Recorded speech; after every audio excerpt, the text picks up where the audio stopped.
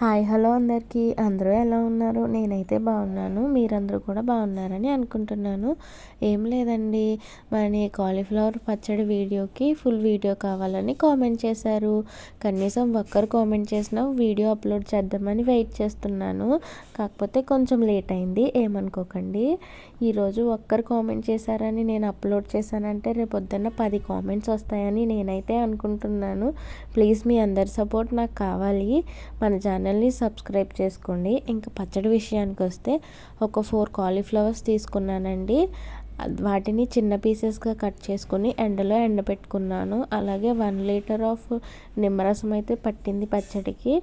ఆ తర్వాత వచ్చేసి పాత పద్ధతిలో చెప్పాలి అనుకుంటే సాల్ ఉంటుంది కదండి, ఆ సాలతో 3 సాల్ ఆఫ్ కారం, 2 సాలలు ఆవపిండి, 1 సాల ఉప్పు తీసుకున్నామండి. అంటే ఇదైతే పర్ఫెక్ట్గా సరిపోతుంది అనమాట. అలాగే వెల్లుల్లి తీసుకున్నాము. ఒకసారి దంచి వేస్తే కనుక తొందరగా ఊరుతుందండి దాంట్లోకి ఉప్పు కారం అనేది. ఇంకా గ్రౌండ్నట్ ఆయిల్ వేసి మొత్తం అయితే ఇలా మిక్స్ చేసేసుకోవాలి. ఆ తర్వాత ఇంకా ఫైనల్గా మొత్తం మిక్స్ అయిన తర్వాత మన నిమ్మరసం అనేది కూడా యాడ్ చేసేయాలి. మొత్తం 1 లీటర్ ఆఫ్ నిమ్మరసం యాడ్ చేసిన తర్వాత మొత్తం అంతా కలిసేలాగా కలుపుకొని ఒక డబ్బాలో అయితే స్టోర్ చేసేసుకోవాలి.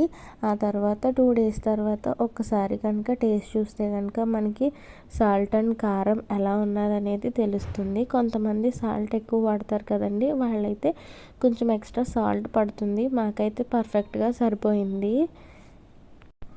ఎవరికైనా సరిపోకపోతే కనుక కొంచెం సాల్ట్ కారం అనేది అడ్జస్ట్ చేసి ఆ 3rd డే అనేది మిక్స్ చేసుకుంటే కాలీఫ్లవర్ పచ్చడి అయితే రెడీ అయిపోతుందండి. ఫైనల్గా ఇంకేముంది, మన డబ్బాలో స్టోర్ చేసేసుకొని లాస్ట్లో అన్నం కలుపుకొని తినేయడమే. మేమైతే ఇలా చేసుకున్నాం. మా స్టైల్ నచ్చితే కనుక సబ్స్క్రైబ్ చేసుకోండి. Thanks for watching. బాయ్.